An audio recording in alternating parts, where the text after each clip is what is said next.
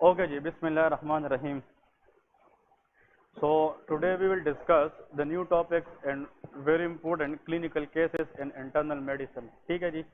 कल हमने actually start की थी बोन ट्यूमर्स के बारे में. ठीक है कि बोन ट्यूमर्स कौन कौन सी है, उसकी ओरिजिन्स क्या है. तो देखिए इसमें जो मजीद इम्पोर्टेंट एमसीक्यूज क्वेश्चन है वो आप लोगों को बताता चलूँ. निमोनिक हमने लिखा था जियो मेडिसन, ये geo med. This was the mnemonic yesterday we write. ठीक है.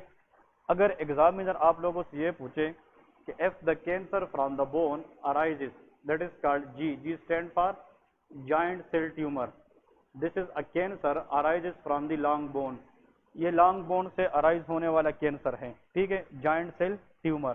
तो जॉइंट सेल ट्यूमर अगर क्वेश्चन में आ जाए ये बोन की किस पार्ट से अराइज होती है, E stand for epiphysis. Very good. ये कल मैंने आप लोगों को ऑलरेडी बताया भी है कि bone has different parts. Bones के कई पार्ट्स होते हैं. For example if this is a bone, simple आप बोन का एक डायग्राम बनाए. Yesterday we discuss. और बोन के जनाब तीन पार्ट्स होते हैं डिफरेंट. ठीक है. The upper ends are the upper part of the bone, they are called epiphysis. ठीक है जी. फिर बोन की जो मेन बॉडी है इसको हम कहते हैं diaphysis. That is called diaphysis. फिर यहाँ पे एपिफाइसिस और डायफाइसिस के दरमियान यहाँ पे एक एरिया है. ठीक है, जिसको हम क्या कहते थे, मेटाफाइसिस. तो this is the very very important question to remember. Clear है. बहुत बार मरतबा जो है ना एग्जाम में आता है कि bone has a typical three parts. ये अपर एंड है, ये लोअर एंड है, ये अपर एपिफाइसिस है और ये लोअर एपिफाइसिस है. लेकिन टिपिकली बोन के तीन पार्ट्स होते हैं. अगर एग्जामिनर ये आप लोगों से पूछे कि patient is diagnose for giant cell tumour of the bone, तो ये ट्यूमर या कैंसर बोन के किस पार्ट से निकलेगा, एपिफाइसिस से. तो epiphysis the area from where giant cell tumour is arises. ठीक है. इसकी एज लेके एज, ये किन लोगों के अंदर ज्यादा कॉमन है कि जॉइंट सेल ट्यूमर जिन लोगों को होता है उनकी एज क्या है, मिडिल एज पीपल, 20 से 40 के दरमियान. तो मतलब giant cell tumour is most commonly seen around 20 to 40 years of age. ठीक है. नंबर 2, इसमें लेके एज के साथ साथ लोकेशन. लोकेशन तो हमने या बोन्स की जो क्वालिटी है कि बोन्स ये किस बोन से अराइज होता है, it usually arises from the long bones. ये कहाँ से आता है, लॉन्ग बोन. और दो जगह याद रखें, lower part of the femur, lower part of femur or upper part of the tibia, upper part of tibia, upper part of tibia. These are the area from where joint cell tumor is arises. देखिए सबसे longest bone जो body के अंदर है, सबसे longest भी है और स्ट्रांगेस्ट भी है, दैट इज फीमर. फीमर का लोअर पार्ट या टीबिया का ऊपर पार्ट, ये नी ज्वाइंट के इर्द गिर्द एरिया है. This is the most common for the giant cell tumour. Giant cell tumour में आप लोगों को क्लिनिकल फीचर्स भी आने चाहिए. Clinical feature number 1, intense bony pain. The patient will complain intense bony pain. The patient will complain tenderness. उस area में जनाब टेंडरनेस होगा, सेम टच करने पे पेशेंट को ज्यादा पेन होता है. ठीक है. और लेक ऑफ एक्सरसाइज, इसका मतलब ये है लैक ऑफ मोबिलिटी. ये बंदा जब भी कोई काम करेगा वो सही तरीके से काम नहीं कर सकेगा, क्योंकि there is a tumour mass the patient can not move accurately. क्योंकि नी ज्वाइंट हम मूवमेंट के दौरान यूज करते हैं, तो ये बंदा सही तरीके से मोबिलिटी नहीं करेगा. तो lack of mobility will be the point. Next question ये याद रखना है जॉइंट सेल ट्यूमर के बारे में, वेरी वेरी इंपॉर्टेंट, कि इसकी एक्सरे फाइंडिंग इंपॉर्टेंट है. एक्सरे फाइंडिंग इसके साथ लेके एक्सरे फाइंडिंग. इसकी एक्सरे फाइंडिंग क्या है, answer is soap bubble appearance. इसको हम क्या कहते हैं, soap bubble appearance. That's it. ये आप लोगों ने बाय हार्ट याद रखना है. जब हम एक्सरे करते हैं lower end of the femur की या अपर एंड ऑफ द टीबिया की, वहां पे हमें सोप बबल की अपीयरेंस, जिस तरह सोप एक बुलबुले बनते हैं ना, मतलब साबुन से, उस तरह सोप बबल की तरह अगर haziness in the bone x ray हमें नजर आ जाए, that is a diagnostic of joint cell tumour. तो आप लोग को एग्जाम में क्वेश्चन इस तरह का, अ 25-year-old patient presented to the clinic with a history of lower end of the femur bone or upper end of the tibia bone. यह pain around the knee joint. The person say that I can not tolerate movement, वो movement tolerate नहीं कर सकता, वो जब भी exercise करता है उसको पेन होता है। जब हमने उसकी एक्सरे की है उस पर हमें हेजीनेस नजर आया and there was soap bubble appearance. Soap bubble appearance on the x ray in the middle age person is a diagnostic of which cancer? Giant cell tumor. और जायंट सेल ट्यूमर बोन के किस part से arise होता है? Epiphysis से। Clear है? ये question याद रखना है, ठीक है। Humerus, humerus is least likely target by giant cell, क्योंकि giant cell most likely target to cause cancer in the lower limb. ये लोअर लिम्ब के अंदर है, लेकिन humerus can also be affected because it is a type of long bone. ठीक है जी। Next इधर देखें, इस ओ का मतलब था ओस्टियोसार्कोमा, याद है इसका मतलब क्या था? Osteosarcoma. Next cancer from the bone that may arise, it is called osteosarcoma. और osteosarcoma is arises from M. M stand for metaphysis of the long bone. Very good. Metaphysis of long bone. ठीक है ना? ये question आप लोगों ने याद रखना है। देखे, बिलीव करे कि जो चीज इंशाल्लाह पढ़ाऊंगा ना ये एग्जाम में जरूर आएगा। आज मुझे एक फीमेल की कॉल आई है कि उसने मुझसे 2 महीने सिर्फ FCPS पार्ट 1 की प्रिपरेशन की है। वो कह रही थी कि 200 में से 186 MCQs वो थे जो आपने पढ़ाए थे, ठीक है ना, 186। वो कहते मैं पास हुआ भी से। द रीजन इज मैं तो पढ़ाऊंगा अच्छा, अब डिपेंड करता है कि आप लोग उसको कितना गेट करता है। परफॉर्म आप लोगों ने करना है। मैं बार बार इसलिए कह रहा हूँ, जो चीज पढ़ो वो जाकर फिर पढ़ो, फिर रिवाइज करो, फिर तब जाकर आप एग्जाम पास कर सकते हैं। रिवीजन इज द की, ठीक है। इंशाल्लाह जो चीज पढ़ाऊंगा वो एग्जाम का हिस्सा होगा, लेकिन आप लोगों ने इस पर मेहनत करना है, ठीक है जी। ओके, तो ओस्टियोसार्कोमा ये बोन के किस पार्ट से अराइज होता है? मेटाफाइसिस से। ये इधर देखिए, जी फॉर जायंट सेल ट्यूमर तो ये कहां से आता था? एपिफाइसिस। अब ओ फॉर ओस्टियोसार्कोमा तो ये कहां से आता है? Metaphysis of the long bone से। अब यहाँ पे लेके लोकेशन, ये ज्यादातर कहां से आता है? Around the knee joint. इसकी पेन भी कहां से होती है? Around knee joint. ये बहुत इंपॉर्टेंट है। Around the knee joint the most likely pain of osteosarcoma is there. इसके लिए एज, ये किस एज के अंदर बहुत कॉमन है? इसको कहते हैं बाइमोडल डिस्ट्रीब्यूशन। बाइमोडल डिस्ट्रीब्यूशन से मुराद ये है कि इसके अंदर वो लोग भी ज्यादा अफेक्ट होते हैं जिसकी एज कहां से कहां तक होती है? 10 से 20 साल। और वो एजड लोग भी ज्यादा अफेक्ट हो सकते हैं जिसकी एज ऑलरेडी किससे क्रॉस हो चुकी है? 65। तो ऐसा बोन कैंसर जो सबसे यंग और सबसे ओल्ड एज दोनों में कॉमन हो, दैट इज ओस्टियोसार्कोमा। तो ओस्टियोसार्कोमा का केस जब भी आता है एग्जाम में, वो कहेगा 16 year old boy, 18 year old boy या 78 ईयर ओल्ड पर्सन। इसका मतलब या तो एज 10-20 के दरमियान होगा या 65 से बाद में होगा। तो ये एक एज के अंदर ज्यादा पीक पे होते हैं कि 2 एजेस में, 2, इसलिए इसको बाइमोडल डिस्ट्रीब्यूशन कहते हैं। बाई मीन 2, ये दोनों एजेस के अंदर कॉमन होता है, बाइमोडल डिस्ट्रीब्यूशन। इसकी क्लिनिकल फीचर लेके ओस्टियोसार्कोमा के नीचे the pain around the knee joint, around the knee joint which is worsening in the night। ये क्वेश्चन इसका याद रखे। इन लोगों को ये पेन तब ज्यादा होता है जब ये लोग सोते हैं। During the night mobility, movement सब कुछ ठीक होता है। ये कहते हैं हम खेलते वगैरह एक्सरसाइज भी करते हैं, जब रात को सोते हैं तो around the knee joint pain की इंटेंसिटी क्या हो जाती है? बढ़ जाती है। तो that is a clue toward osteosarcoma. फिर हम क्या करते हैं? एक्सरे, हम एक्सरे करते हैं, एक्सरे फाइंडिंग, ठीक है। एक्सरे फाइंडिंग आप लोगों को यह बताती है कि इसमें क्या होगा। Answer is sunburst appearance. X ray में क्या होगा? Sunburst appearance. भाई आप लोगों ने ये रेडियोलॉजिकल इमेजिंग ये याद रखनी है। सनबर्स्ट अपीयरेंस अगर एग्जाम में ना आए तो सेकंड होगा कोडमैन ट्राइंगल। इसमें क्या होगा? कोडमैन ट्राइंगल। इसको थोड़ा सा मैं आप लोग को बताता चलूं ताकि आप लोग इसको समझ सकें। देखें, क्वेश्चन ये है कि अगर for example if this is a bone, अगर ये बोन है, फॉर एग्जांपल ये बोन को हम फ्लैट बनाते हैं, ये बोन है, this is a flat bone, ठीक है, ये एक हड्डी है, मतलब ये तो वर्टिकल है, ये फ्लैट बोन है। बोन के ऊपर एक क्या होता है? लेयर होता है। There is a layer around the bone, this layer is called periosteum. इसको हम क्या कहते हैं? पेरियोस्टियम। हर बोन के इर्द गिर्द एक लेयर होता है। और इस लेयर का नाम क्या होता है? Periosteum. Periosteum is the outer most layer around the bone. अब इधर सुन ले, ये कैंसर कहाँ से आता है? It is coming from the metaphysis. तो ये जो मेटाफाइसिस वाला एरिया है ना, इधर सुन ले, दिस इज, ये कौन सा एरिया है? डायफाइसिस है, मेन शाफ्ट है। ये कौन सा एरिया है? एपिफाइसिस है। और ये भी क्या है? एपिफाइसिस। लेकिन ये कौन सा एरिया है? ये दैट इज मेटाफाइसिस। अब सुन ले, मेटाफाइसिस के एरिया में देखिए हर बोन के इर्द गिर्द एक लेयर है जिसका नाम क्या है? पेरियोस्टियम। ये बोन के साथ चिपका होता है।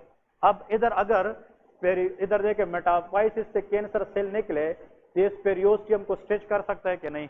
ये पेरियोस्टियम ऊपर जाएगा कि नीचे? ऊपर जाएगा। इधर देखे तो पेरियोस्टियम थोड़ा सा इस तरह ये ऊपर जा सकेगा कि नहीं? और ये पेरियोस्टियम तो इस तरह बोन के साथ चिपका होता है, लेकिन उस जगह पे ऊपर जाएगा जहां पे मेटाफाइसिस के अंदर कैंसर सेल है। और जब ये पेरियोस्टियम को ऊपर करेगा तो ये एक ट्राइंगल बनेगा कि नहीं? इधर देखिए ये एक इस तरह ट्राइंगल बन गया कि नहीं? इस ट्राइंगल को पहली दफा किस रेडियोलॉजिस्ट ने देखा था? कोल्डमैन ने। इस जिसको क्या कहते हैं? कोल्डमैन ट्राइंगल। या ये जो ट्राइंगल है ये ऐसा लग रहा है जिस तरह सूरज तुलू हो रहा है, नीचे आधा सूरज नीचे और आधा तुलू हो रहा है, तो इसको हम क्या कहते हैं? सनबर्स्ट अपीयरेंस भी कहते हैं। तो जब भी एग्जाम में आ जाए कि 10 से 20 साल की उम्र में या 65-60 के बाद, मतलब उम्र में किसी को round the knee joint problem आ जाए और इसकी एक्सरे में सनबर्स्ट अपीयरेंस या कार्डमैन ट्राइंगल आ जाए, तो कैंसर क्या होगा? ओस्टियोसार्कोमा। ओस्टियोसार्कोमा के बारे में याद रखें, the treatment is surgical removal. Surgery करते हैं, सर्जिकल रिमूवल, सर्जरी रिमूवल करते, जो कैंसरस सेल है उसको हम सर्जिकली क्या करते हैं? रिमूव कर देते हैं। नेक्स्ट आते हैं शाबाश, अभी E stand for which cancer? ईविंग sarcoma. E stand for ईविंग sarcoma. और ईविंग सार्कोमा आती है किस पार्ट ऑफ द बोन से? Answer is diaphysis. यह डायफाइसिस से आता है। ठीक है, अब देखे कौन बता सकता है? हाँ डॉक्टर साहब बताए, एपिफाइसिस से कौन सा कैंसर आता है? एपिफाइसिस। देखे एपिफाइसिस से जॉइंट सेल ट्यूमर। ओस्टियोसार्कोमा कहां से आता है? मेटाफाइसिस। ईविंग सार्कोमा कहां से आता है? डायफाइसिस। तो जियोमेट के अंदर आप लोग को सारे कैंसर और उसकी लोकेशन पता चलती है। लेकिन यहाँ पे जो ईविंग सार्कोमा है, सिर्फ इसमें एमसीक्यूज ये है कि आप लोगों ने एक्सरे फाइंडिंग, एक्सरे फाइंडिंग में लेके ओनियन स्किन सेल अपीयरेंस, इसमें ओनियन स्किन सेल अपीयरेंस आएगी बोन में, तो that is called off ईविंग sarcoma. ईविंग sarcoma अगर आ जाए, ये किस एज के अंदर कॉमन है? 15 से लेके 25 साल के दरमियान, 15 टू 25, 15 टू 25 ईयर के दरमियान the most likely cancer is ईविंग sarcoma. ये ओल्डर लोगों में कि यंगर लोगों में? यंगर लोगों में बहुत कॉमन है। 15 से लेकर 25 ईयर के दरमियान इसकी जो रिस्क है वो लोगों में क्या होता है? वो सबसे ज्यादा होता है। ठीक है, ओके। काजेज याद रखिए कि चाहे कैंसर बोन का हो, चाहे कैंसर ब्लड का हो, चाहे कैंसर लंग्स का हो, exact cause of cancer is not to be pointed. Multi factors are responsible for causing cancer. इसमें जेनेटिक्स का रोल भी होता है, इसमें न्यूट्रिशन का रोल भी होता है, इसमें एनवायरमेंटल फैक्टर का भी रोल होता है, रेडिएशन का भी रोल होता है। तो एक फैक्टर रिस्पॉन्सिबल होता है कि multiple factors are responsible for causing cancer in the body. Clear है? तो मैं आखिर में 3 चीजें बता रहा हूं। देखे ऐसा बोन कैंसर जो एपिफाइसिस से निकले वो क्या है? Joint cell tumor. X ray finding पे आएगा सोप बबल अपीयरेंस। ओस्टियोसार्कोमा कहां से आता है? मेटाफाइसिस। सनबर्स्ट अपीयरेंस या कार्डमैन ट्राइंगल। और ईविंग सार्कोमा कहां से आता है? डायफाइसिस से। और इसके एक्सरे पे ओनियन स्किन सेल अपीयरेंस आएगी। आप मुझसे लिख ले, एनएलई के 2 एमसीक्यूज आएंगे कि कौन सा कैंसर कहां से आता है और कौन सी कैंसर की एक्सरे में हमें क्या नजर आता है। तो ये इसके बारे में सिर्फ एमसीक्यूज क्वेश्चन है। क्लियर है ये चीज? ओके। इसके बाद हम नेक्स्ट एक और इम्पोर्टेंट कॉन्सेप्ट की तरफ जाएंगे। ये केस मैंने गांव में डायग्नोज भी किया था, ठीक है, और ये पाकिस्तान में बहुत कॉमन है अभी जो हम डिस्कस करेंगे। तो लेके clinical case,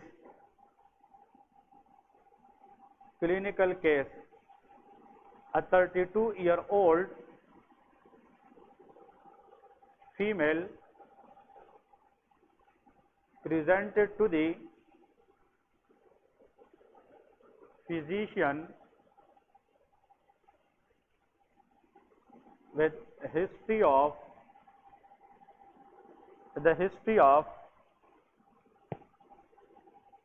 dry eyes, itching in the eyes,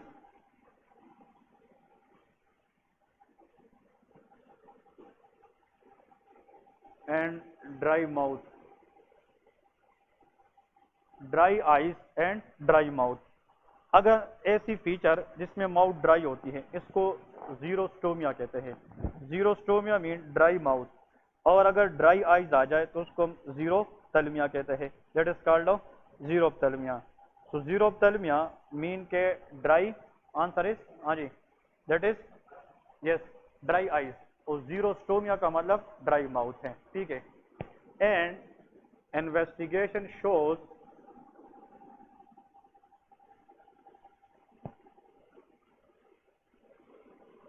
anti-SS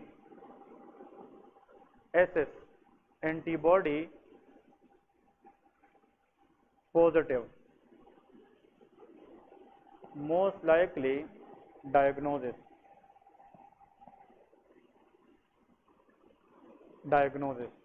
ठीक है, बहुत इंपॉर्टेंट क्वेश्चन है ये। देखिए, पहले तो आप लोग एक कंसेप्ट समझने की कोशिश करें कि इसका मतलब क्या है। इसको हम एंटी, आप लोगों को बता सकता है कि एंटी एस एस ए और anti S S B antibody same है, ठीक है। एंटी एस एस ए और anti S S B antibody ये पॉजिटिव है। अब यहाँ पे सुन ले एक कंसेप्ट। हमारे बॉडी में इम्यून सिस्टम है जो एंटीजन के खिलाफ क्या बनाती है, एंटीबॉडीज बनाती है। इम्यून सिस्टम कभी कभार क्या करता है कि ऐसी एंटीबॉडी जनरेट करती है कि वो मिस्टेकनली, गलती से जाकर बॉडी की नॉर्मल टिश्यू को डैमेज कर देती है। ऐसी ग्रुप ऑफ डिजीजेस जिसमें immune system abnormal antibody produce करके नॉर्मल टिश्यू को डैमेज करे उसको ऑटो इम्यून डिजीजेस कहते हैं। बात समझ गए? Auto immune diseases 90% seen in female sex. ये किसमें होती है? फीमेल्स में होती है। Auto immune diseases rarely seen in male. Number 1 question. तो यहाँ पे हिस्ट्री किस चीज की है? फीमेल की है। दूसरी बात, ऐसी ऑटो इम्यून डिजीज जिसमें दो चीजें आ जाए पेशेंट को, पेशेंट आपको कंप्लेंट करे किस चीज की? जीरोस्टोमिया और जीरोप्थेल्मिया। तो जीरोस्टोमिया का मतलब क्या है? Dry mouth. जीरोप्थेल्मिया का मतलब क्या है? Dry eyes. आप लोग मुझे ये बताए, माउथ के अंदर saliva producing gland is known as salivary gland होते कि नहीं? सलाइवरी ग्लैंड 3 होते हैं, parotid gland, sublingual gland, submandibular gland. ये सलाइवा प्रोड्यूस करती है। और इसके अंदर लैक्रिमल ग्लैंड्स होती है, लैक्रिमल ग्लैंड्स। और lacrimal glands help to secrete tears, ये टीयर्स प्रोडक्शन करती है। Lacrimation mean tears production. तो आई अगर वेट है, आई, तो वो लैक्रिमेशन की वजह से है। माउथ अगर वेट है तो वो किस चीज की वजह से है? सलेवेशन की वजह से है। अब आप लोग मुझे ये बताएं कि अगर ऐसा ऑटो इम्यून डिजीज हो जाए जिसमें एबनॉर्मल एंटीबॉडीज आकर सलाइवरी ग्लैंड को डिस्ट्रॉय करे, और किसको डिस्ट्रॉय करे? Lacrimal gland. तो अगर ये डिस्ट्रॉय हो जाए तो सलाइवा प्रोड्यूस होगा नहीं, तो there will be dry mouth, xerostomia. और अगर लैक्रिमल ग्लैंड भी डैमेज हो जाए, there will be no tears production, there will be xerophthalmia. तो ऐसा डिजीज जिसमें एबनॉर्मल एंटीबॉडीज बनकर किसको डैमेज करे? Salivary gland and lacrimal gland, उस डिजीज का नाम है Sjogren syndrome. That is called Sjogren syndrome. So Sjogren syndrome is an autoimmune disease in which antibodies are formed against salivary gland and the lacrimal gland. ये female जब भी आती है वो ये कहती है कि उसकी आंखें बिल्कुल ड्राई होती है और ड्राई आंखों के ऊपर इन्फेक्शन के चांसेस ज्यादा होती है। और जब ये बार बार उस आंखों को रब करेगी, on examination there will be redness in the eyes, उसकी आईज क्या होती है? Red. It is called conjunctivitis. Patient को क्या हो सकती है? कंजक्टिवाइटिस। और इसकी जो माउथ है वो हमेशा क्या रहती है? ड्राई रहती है। क्लियर है? तो Sjogren syndrome is a infectious problem और autoimmune damage. Autoimmune damage है against how many gland? 2 gland, salivary gland and lacrimal gland. इसकी वजह से ड्राई माउथ होगा, इसकी वजह से ड्राई आइज होगी, ठीक है। दूसरी बात, इसमें what is the diagnostic antibody for Sjogren syndrome? Answer is anti S S A और एंटी एस एस बी। इधर देखे, एंटी मीन खिलाफ। अब देखे, ए एंटीबॉडी बनी है या कौन सी बनी है? बी। कौन से डिजीज में? S for Sjogren, S for syndrome, S S mean Sjogren syndrome. इसके अंदर ही इसकी डायग्नोसिस है। तो anti S S A is a diagnostic antibody for Sjogren syndrome. ये एमसीक्यूज आता है ये शोगरेन सिंड्रोम को आप बता रहा है। ठीक है जी। जी okay, NTSS A type antibody या NTSS B, ये शोगरेन सिंड्रोम के लिए होता है। ये सिर्फ इसके लिए है, ये स्पेसिफिक इसके लिए होता है, और उसमें ड्राई आईज और ड्राई माउथ की कंडीशन हमेशा होगी। ठीक है जी, ये बहुत इंपॉर्टेंट है। नेक्स्ट क्वेश्चन ये है, अगर फॉर एग्जांपल आप लोगों को ये पूछे कि हाउ हम सलाइवरी ग्लैंड से बायोप्सी भी लेते हैं, क्योंकि this syndrome is not treated, it may increase for salivary gland cancer. So if you ruled out the cancer, you will take a biopsy. The main way to investigate cancer is biopsy. Taking the piece of tissue from the affected area, sent to the histopathology lab, and the report will come after 1 to 2 weeks. उसमें फिर पता चलेगा कि cancer cell है कि नहीं है। Clear है? और इसकी ट्रीटमेंट में स्टीरॉयड लेके, ट्रीटमेंट इज कार्टिकोस्टीरॉयड। तो कार्टिकोस्टीरॉयड हम इस पेशेंट को इसलिए देते हैं ताकि हम एबनॉर्मल एंटीबॉडी प्रोडक्शन को क्या करें, कम कर सके, क्योंकि स्टीरॉयड इज इम्यूनोसप्रेसिव। ये क्या होते हैं? इम्यूनोसप्रेसिव। तो जी